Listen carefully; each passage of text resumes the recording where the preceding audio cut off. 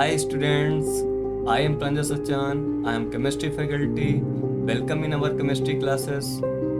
Today we will discuss about what is the average atomic mass, average molecular mass and how is it calculate.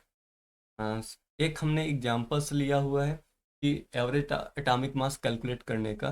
जैसे यहाँ पर आप लोग देख रहे हैं, अ, एक सैंपल है क्लोरीन का। इस सैंपल ऑफ क्लोरीन में उसके तीन आइसोटोप्स प्रेजेंट हैं, क्लोरीन 35, क्लोरीन 36 और क्लोरीन 37। राइट। अगर हम एटॉमिक मास की बात करते हैं, राइट, तो अगर क्लोरीन 35 है, इसका जो एटॉमिक मास होगा वो एग्जैक्ट 35 AMU होगा। और क्लोरीन 36 अगर ये वाला एटम प्रेजेंट है तो इसका जो एटॉमिक मास होगा वो क्लोरीन 36 होगा। और क्लोरीन 37 अगर ये प्रेजेंट है तो उसका एटॉमिक मास 37 होगा। लेकिन इस सैंपल में ये जो आइसोटोप्स प्रेजेंट है वो डिफरेंट डिफरेंट रेशियो में प्रेजेंट है। यानी क्लोरीन ये क्लोरीन 35 70% गिवन है, 10% क्लोरीन 36 प्रेजेंट है और 20% क्लोरीन 37 प्रेजेंट है। ठीक है? तो बेसिकली हमसे ये पूछा जाएगा कि एवरेज एटॉमिक मास क्या होगा, या सैंपल का एटॉमिक मास क्या होगा, या क्लोरीन एलिमेंट का एटॉमिक मास क्या होगा। राइट। तो यहाँ पर हमें एवरेज एटॉमिक मास कैलकुलेट करना होता है इस सिचुएशन में जहाँ पर आइसोटोप्स गिवन होते हैं। एवरेज एटॉमिक मास, ओके, इसका, क्लोरीन का या क्लोरीन सैंपल का। okay? अब कैसे कैलकुलेट करेंगे? सिंपल सी बात है कि जब अगर हम इस सैंपल की बात कर रहे हैं तो सैंपल में यहाँ पर आइसोटोप्स प्रेजेंट है, क्लोरीन 35, क्लोरीन 36, क्लोरीन 37। जो भी इसका वेट होगा इन आइसोटोप्स के वेट की वजह से होगा, बट डिफरेंट डिफरेंट कंट्रीब्यूशन के साथ। ओके। तो atomic mass of chlorine sample will be, atomic मा एटॉमिक वेट कंसिडर करेंगे क्लोरीन 35 से, और इसका कंट्रीब्यूशन हम लोग कंसिडर करेंगे 70%, प्लस एटॉमिक वेट क्लोरीन 36 का लेंगे और इसका जो कंट्रीब्यूशन है वो 10% का है, प्लस एटॉमिक वेट हम लोग यूज करेंगे क्लोरीन 37 का और इसका कंट्रीब्यूशन 20% है। राइट। तो बेसिकली क्लोरीन 35 का कंट्रीब्यूशन, या एटॉमिक वेट क्लोरीन 35 का कितना होगा, इसका 35 EMU होगा। राइट। और इट विल बी 0.7, प्लस इसका atomic weight will be 36 AMU और इट्स कंट्रीब्यूशन 0.1, प्लस इसका एटॉमिक वेट 37 AMU हो जाएगा और विल बी 0.2 मल्टीप्लाई विथ 0.2। तो दिस वैल्यू, अगर हम 35 mm 0.7 का मल्टीप्लाई करें तो ये वैल्यू आएगी 24.5 AMU, प्लस 36 AMU में 0.1 का मल्टीप्लाई करेंगे, ये वैल्यू आएगी 3.6 AMU, प्लस 37 में 0.2 का मल्टीप्लाई होगा, ये वैल्यू आएगी 7.4 AMU। एडिशन के बाद ये ओवरऑल वैल्यू होगी 4, 6, 10, 5, 15 एंड 35.5 AMU। हर स्टूडेंट्स को पता है कि क्लोरीन का हम एटॉमिक मास 35.5 कंसीडर करते हैं, ना कि 35, ना कि 37 और ना ही 37। बात समझ में आया कि 35.5 जो वैल्यू आ रही है वो सिर्फ और सिर्फ उसके आइसोटोप्स की वजह से आ रही। अगर हम एक बार नीट के क्वेश्चन में पूछा गया था कि जो एटॉमिक मास की जो वैल्यू होती है वो फ्रैक्शनल वैल्यू का रीजन क्या है, तो उसका जो रीजन है वो देयर आइसोटोप्स। ओके। अब बात आती है कि सर हाइड्रोजन का तो हम एटॉमिक मास 1 कंसिडर करते हैं, सोडियम का एटॉमिक मास हम 23 कंसिडर करते हैं, और ऑक्सीजन का एटॉमिक मास 16 कंसिडर करते हैं, वहाँ पर फ्रैक्शनल वैल्यू क्यों नहीं आ रही है? तो इसका रीजन ये है कि उनमें से एक आइसोटोप्स अप्रॉक्सीमेटली 99.99% प्रेजेंट है, या 99 के क्लोज प्रेजेंट है। तो जो जो आइसोटोप्स जिसके क्लोज प्रेजेंट होगा, हम उसका न्यूमेरिकल वैल्यू उसी का कंसिडर कर लेते हैं। जैसे हम हाइड्रोजन की एग्जांपल से समझते हैं कि जब भी अगर कोई हाइड्रोजन का सैंपल प्रेजेंट होगा, तो वहाँ पर हाइड्रोजन के 3 आइसोटोप्स पाए जाते हैं। एक hydrogen 1, hydrogen 2 and hydrogen 3। Hydrogen 1 का जो एटॉमिक मास होगा वो 1 mu होगा, हाइड्रोजन 2 का जो एटॉमिक मास होगा वो 2 mu होगा, हाइड्रोजन 3 का एटॉमिक मास होगा वो 3 mu होगा। मतलब एलिमेंट हाइड्रोजन है but different different atomic mass है। जब डिफरेंट डिफरेंट एटॉमिक मास होते हैं उसी को हम आइसोटोप्स बोलते हैं। तो यहाँ पर एक डेटा है 99.7%, ये डेटा है 1H1 का, ये इतनी क्वांटिटी में प्रेजेंट है उस सैंपल में। और 0.22% है 1H2, ये इतनी क्वांटिटी में प्रेजेंट है। और 0.001% जो डेटा है वो 1H3 का डेटा है। 1H1 को प्रोटियम कहते हैं, 1H2 इज कॉल्ड ड्यूटीरियम, या इसी को हैवी हाइड्रोजन से, हैवी हाइड्रोजन। और 1S3 इज कॉल्ड ट्राइटियम, ये रेडियो एक्टिव एलिमेंट है।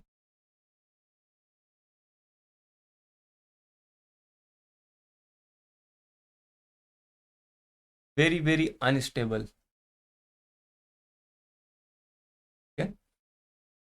अब यहाँ पर एक चीज फोकस करने की बात है, जो प्रोटियम आइसोटोप्स है हाइड्रोजन का 1H1, इसकी जो क्वांटिटी प्रेजेंट है 99.7% प्रेजेंट है।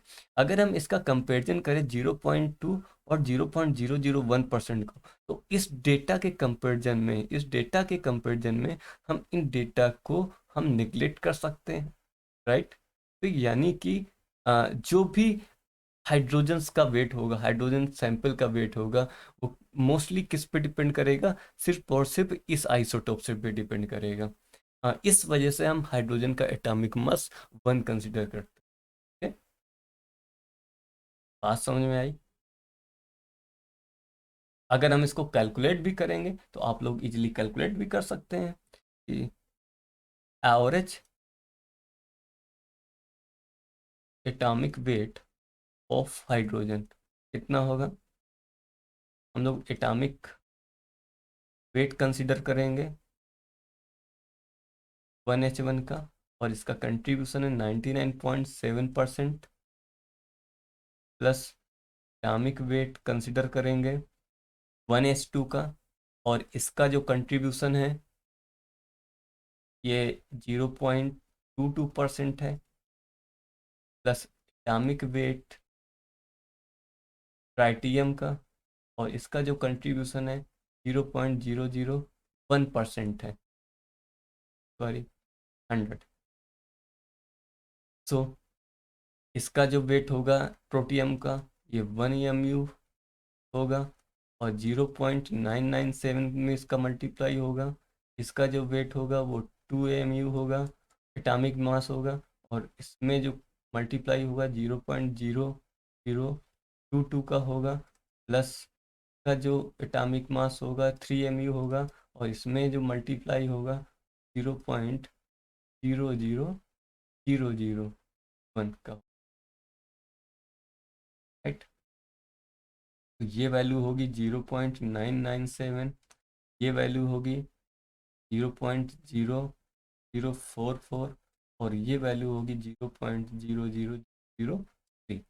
अगर हम इसको सॉल्व करें, ये वैल्यू होगी 5.3 4 7 4 11 0 0 1 पॉइंट, ये वैल्यू आएगी 1.00143 AMU, which is very close to the 1.0 AMU. Okay, so atomic weight of hydrogen will consider 1 AMU. Okay, अब हम लोग मॉलिक्यूलर वेट कैलकुलेट करना जानते हैं, जैसे वाटर का मॉलिक्यूलर वेट कैलकुलेट कर या मीथेन का मॉलिक्यूलर वेट कैलकुलेट करना है, राइट। वाटर का कैलकुलेट कर लिया, H2O है, हाइड्रोजन का 1 × 2, ऑक्सीजन 16, टोटल विल बी 18। हाँ, मीथेन कैलकुलेट करना है, कार्बन कार्बन के एटॉमिक वेट और हाइड्रोजन के एटॉमिक वेट को ऐड कर देंगे, मीथेन का एटॉमिक वेट आ जाएगा, सॉरी मॉलिक्यूलर वेट आ जाएगा। इस तरह से हम लोग मॉलिक्यूलर वेट कैलकुलेट कर। लेकिन जब अगर हम बात किया जाए कि हमें मॉलिक्यूल्स के मिक्सचर्स गिवन है, राइट, मिक्सचर्स गिवन है, तो उसका मॉलिक्यूलर मास कैसे होगा? तो अगेन मॉलिक्यूलर मास जब भी पूछा जाएगा तो वो एक एवरेज मॉलिक्यूलर मास कैलकुलेट। हाँ, जैसे एक हमने एग्जांपल्स लिया है, find molecular mass of air. अब एयर का मॉलिक्यूलर मास कैसे होगा, राइट? तो we know that air is a mixture of gases. और मेन गैसेस यहाँ पर क्या है? मेन गैसेस है यहाँ पर, मेन कंस्टिट्यूएंट है नाइट्रोजन और oxygen, N2 and O2, remaining all helium, carbon monoxide and CH4, etcetera etcetera.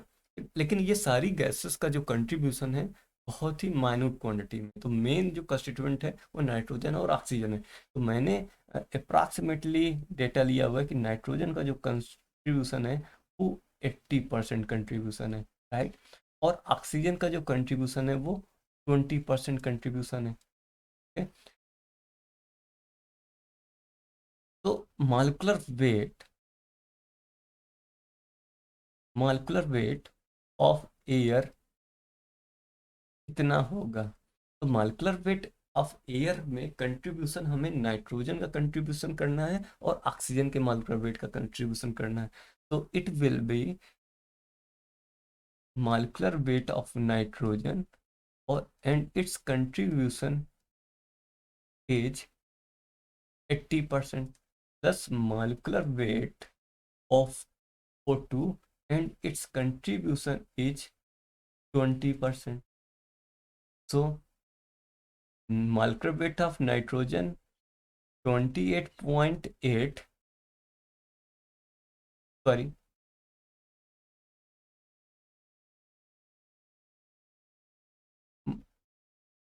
contribution of molecular weight of nitrogen is 28 AMU and multiply with 0.8 plus molecular weight of oxygen 16 into 2, 32. It will be 32 AMU and multiply with 0.2। 28 में 0.8 का multiply होगा तो ये value होगी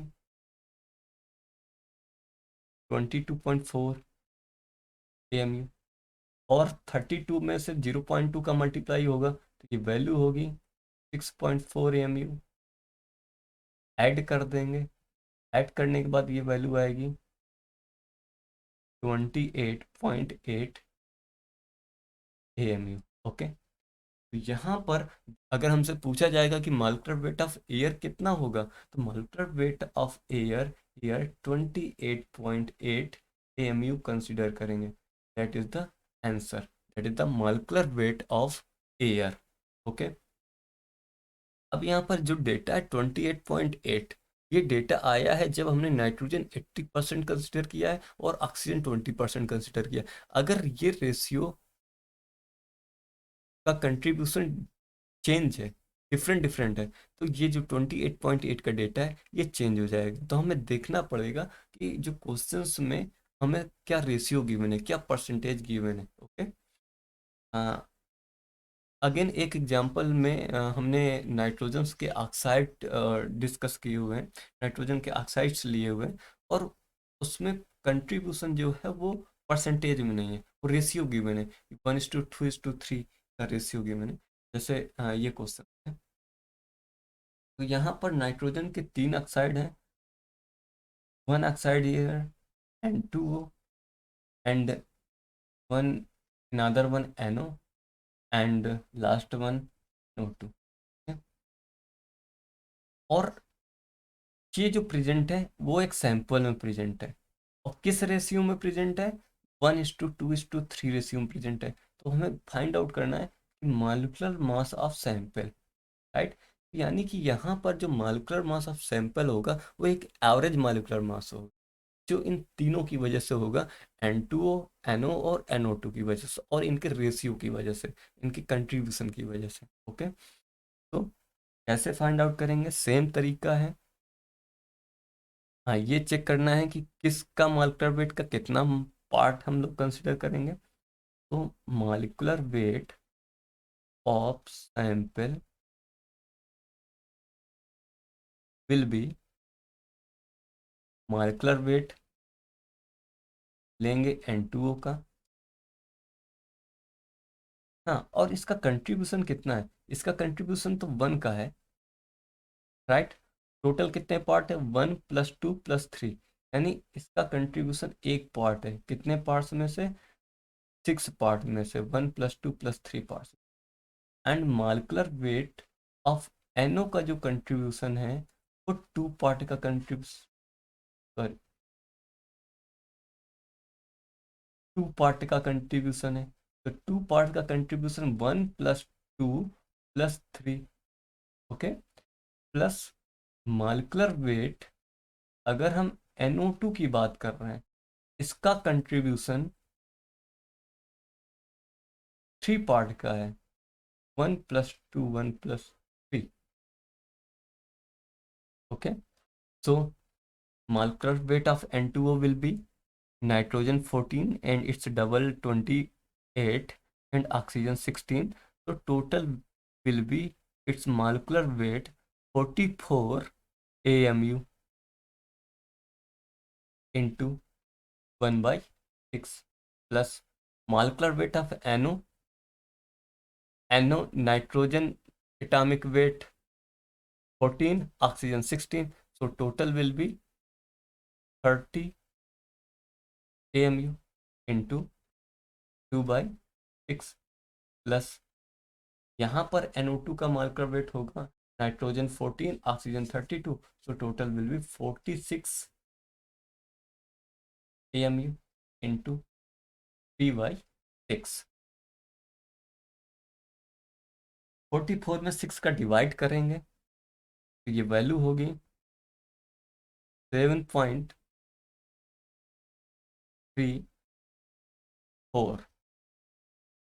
okay, AMU plus ये 1/3 हो जाएगा, divide करेंगे तो ये 10 AMU हो जाएगा। अगेन ये 3/6 है, 1/2 हो जाएगा, 1/2 का मतलब है कि ये 23 AMU हो जाएगा।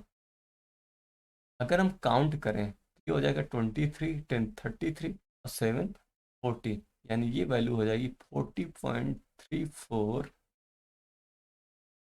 AMU। दैट इज द, मतलब ये जो सैंपल गिवन है और जिस रेशियो में गिवन है उस रेशियो के रिगार्डिंग इसका जो मॉलिक्यूलर वेट होगा वो 40.34 AMU होगा, ओके। इसकी इंपॉर्टेंस क्या है कैलकुलेट करने की, अगर हम कम्पिटिटिव एग्जाम में जाते हैं, IIT JEE मेन और एडवांस में, या फिर नीट के उसमें, तो क्वेश्चंस में हमें मिक्सचर गिवन रहता है, और मिक्सचर और नंबर ऑफ मोल कैलकुलेट करने रहते हैं। नंबर ऑफ मोल तो एक बेसिक पार्ट है केमिस्ट्री का, तो अगर कोई भी न्यूमेरिकल पार्ट कैलकुलेट करना है तो हमें मोल पे जाना होता है। तो मोल कैसे फाइंड करते हैं, given mass upon molar mass. तो अगर हमें उस मिक्सचर का मोल फाइंड आउट करना है तो मिक्सचर का मोलर मास तो पता होना चाहिए, मॉलिक्यूलर वेट तो पता होना चाहिए, तब फाइंड आउट करेंगे ना। तो उस समय हम सोचेंगे, तो हमें आना चाहिए कि मॉलिक्यूलर वेट ऑफ मिक्सचर कैसे फाइंड आउट करें। तो आज हम लोगों ने सीखा एटॉमिक मास और एवरेज एटॉमिक मास में क्या डिफरेंस है, और इसको कैसे कैलकुलेट करते हैं, मॉलिक्यूलर मास और एवरेज मॉलिक्यूलर मास में कैसे क्या डिफरेंस है, और इसको कैसे कैलकुलेट, और इस तरह के लेक्चर्स को कंटिन्यू करने के लिए प्लीज़ शेयर करें, सब्सक्राइब करें, और बेल आइकन बटन पर प्रेस करें। Thank you very much.